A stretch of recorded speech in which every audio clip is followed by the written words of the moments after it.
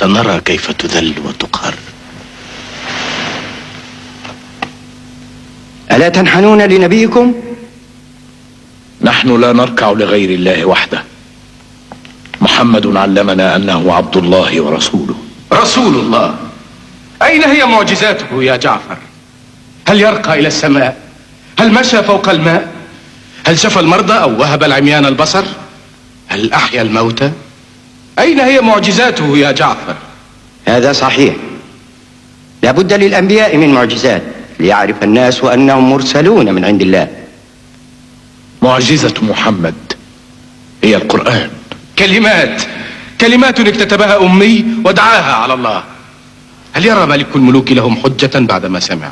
ولكني أعرف أن الله أرسل من عليائه ألسنة نار على رؤوس الحواريين ليتسنى لهم التحدث بلغات العالم العديدة والتي لم يكونوا يعرفونها قبل ذلك. ولكني أسأل، هل يمكن أن تقع معجزة كهذه في أيامنا؟ سمعتم ما يكفي؟ حجتكم ضعيفة.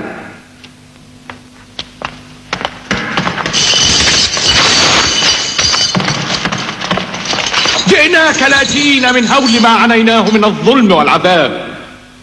قال لنا محمد: اذهبوا إلى الحبشة فإن بها ملكا لا يظلم عنده أحد. ما يسمونه الظلم هو العقاب العادل لهؤلاء. لماذا أرسلكم إلي محمد؟ لأنك من أهل الكتاب، إيمانك بالله يلهمك حمايتنا. أرأيت أيها الملك؟ حديثهم كسراب يحسبه الظمآن ماء. لقد ألزموني الحجة، لا مناص من الإصغاء إليهم يا صديقي.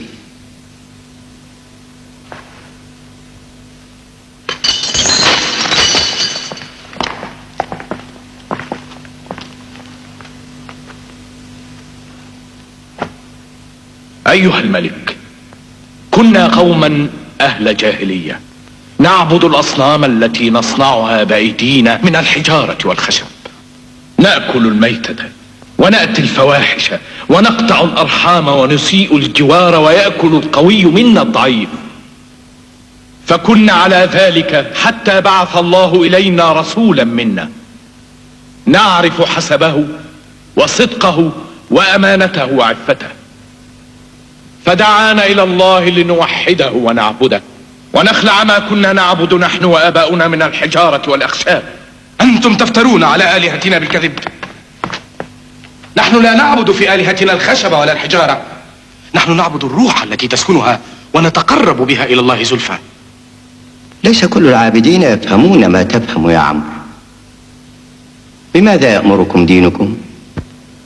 يأمرنا أن نعبد الله ولا نشرك به شيئا، وبالصلاة، وأمرنا بصدق الحديث وأداء الأمانة وصلة الرحم وحسن الجوار والكف عن المحارم والدماء، ونهانا عن الفواحش وقول الزور وأكل مال اليتيم وقذف المحصنات. المحصنات؟ وماذا في دينكم عن النساء؟ ديننا يساوي بين الرجال والنساء، لهن ما لنا وعليهن ما علينا. ماذا لهن؟ ونحن نشتريهن ونطعمهن ونكسوهن ليخدمننا أو نبيعهن إذا أبينا الطاعة.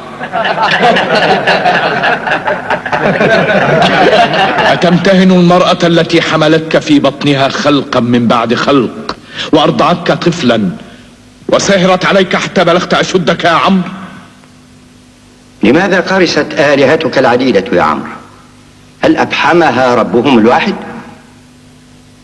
ربنا رب الناس جميعا، رب إبراهيم وموسى وزكريا ويحيى والمسيح، أوحى إليهم من قبل كما أوحى إلى محمد، لا نفرق بين أحد من رسله.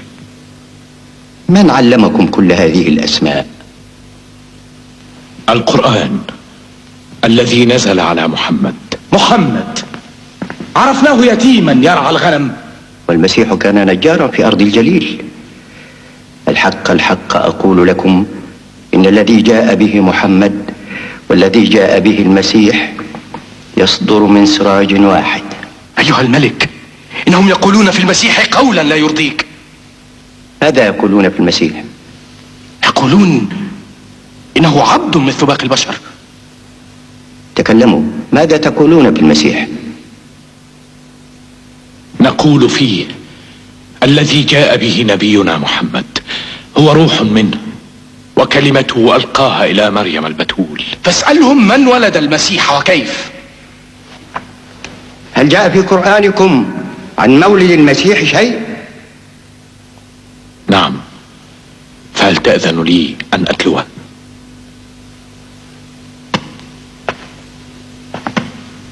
اقترب، هات ما عندك.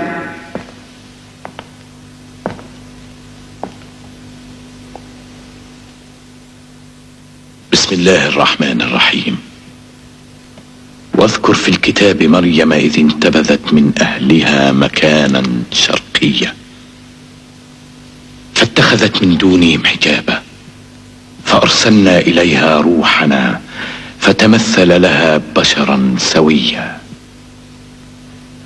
قالت إني أعوذ بالرحمن منك إن كنت تقيا. قال إنما أنا رسول ربك لأهب لك غلاما زكيا. قالت أنى يكون لي غلام ولم يمسسني بشر ولم أك بغيا. قال كذلك قال ربك هو علي هين ولنجعله آية للناس ورحمة منا وكان أمرا مقضيا. صدق الله العظيم.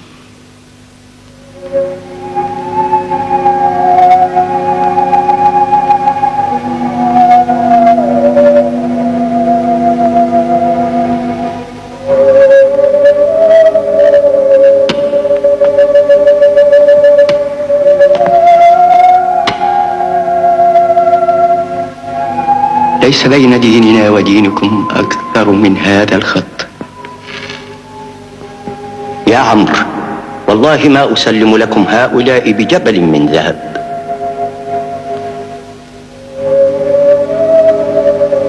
انطلق يا جعفر ومن معك وعيشوا في أرضي بسلام حتى يأذن الرب لكم بالعودة.